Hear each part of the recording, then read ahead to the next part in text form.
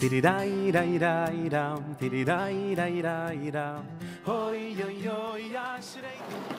welcome to Pirkei Avos with Rabeinu Yonah. We are continuing in chapter 4, Mishnah number 1. The Mishnah concludes, Ezehum mechubad, who gets honor?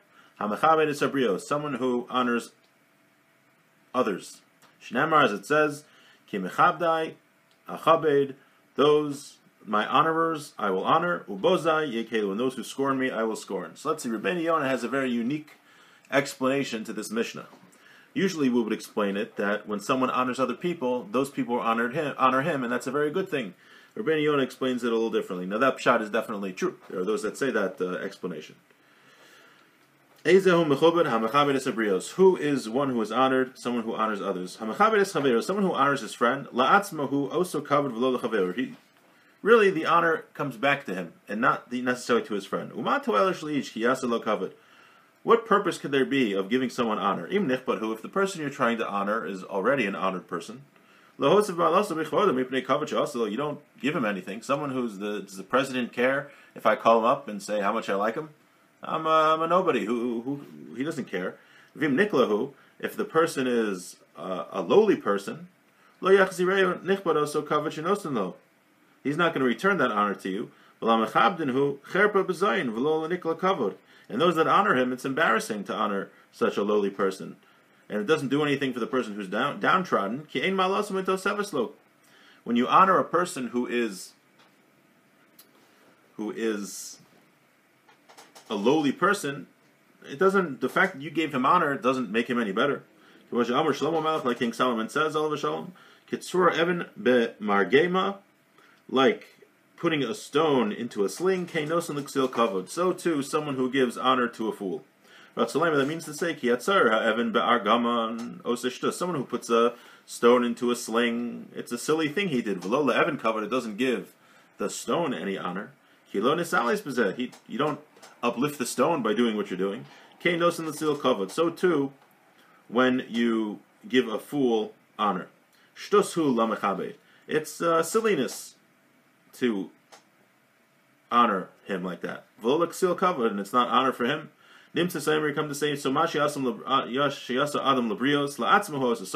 when he's honoring these people, he's saying there's no purpose to honor an honored person, because you giving him honor doesn't give him more honor, and when you give honor to a lowly person, that doesn't really change his status at all. So why are you doing it? Because you want to get honor back. You're causing that they will give you honor, like they have to. That's the real honor that's coming here. And on this it says, who is honored? Those that honor creations. Now, as a side point, this is not what he's talking about here, but obviously we should, as more of a side point, we should definitely treat everyone respectfully, and we should definitely make people feel good and do that.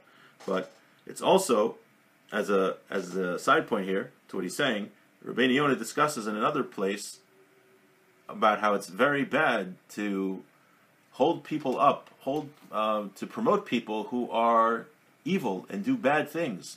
And you can tell a person, he says, this is based on a verse in Mishlei, Rabeinu Yonah says in another book he wrote called Sharei Tshuva, that you can tell a person what he values by who he praises. If he praises somebody who is, let's say, does sins publicly, then apparently he values that. If someone praises a Torah scholar, that's what he values.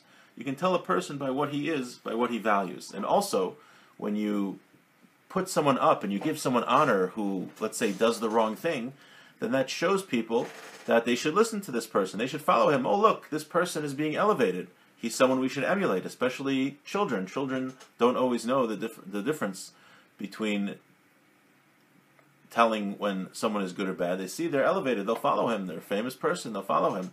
So, and that's also true for adults. So we have to be very careful who we elevate, because people will follow those whom we elevate and give honor to.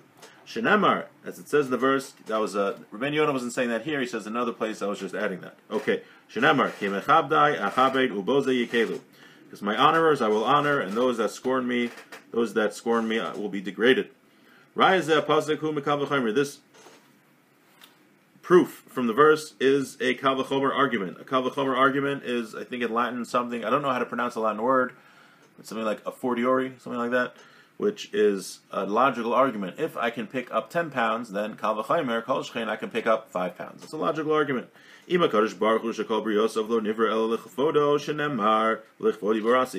created all of his creations for one purpose. Why are we created? To honor Hashem. And we're required to honor Hashem. And really, Hashem doesn't have to give us reward for honoring him, because he created us for that purpose. You do what you're supposed to do, you're supposed to get a reward. They don't have permission to do anything else. And nevertheless it says, even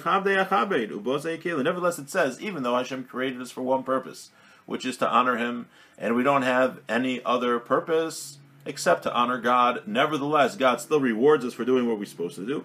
All the more so to others, where someone is not required to honor them. If we give honor to them, so